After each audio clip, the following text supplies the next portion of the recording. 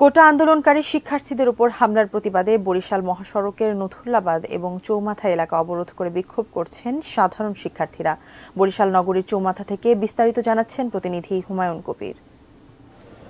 কোঠা বিরোধী ছাত্র আন্দোলনের উপর হামলার প্রতিবাদে এবং বেশ কিছু ছাত্র আহত হওয়ার প্রতিবাদে বরিশাল, ঢাকা এবং কুয়াকাটা পটুয়াখালী মহাসড়ক অবরোধ করে বিক্ষোভ করছে শিক্ষার্থীরা। এই সড়কের বরিশাল নগরীর নতুল্লাবাদ এবং চৌমাথায় অবরোধ চলছে। আমি রয়েছি এখন চৌমাথায়।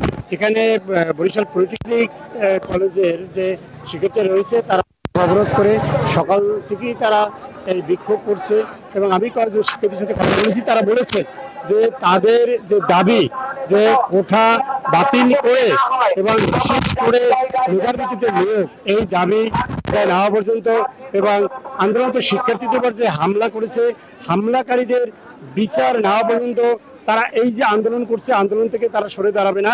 এবং সেক্ষেত্রে আরও বলেছেন যে তারা যে সড়ক অবরোধ করে রেখেছে এবং আন্দোলন করছে এই সড়ক অবরোধ তারা রাখবে এবং তারা বলছে কোনো রকমেরই তারা আন্দোলন থেকে পিছতে হবে না দাবি আদায় নেওয়া পর্যন্ত।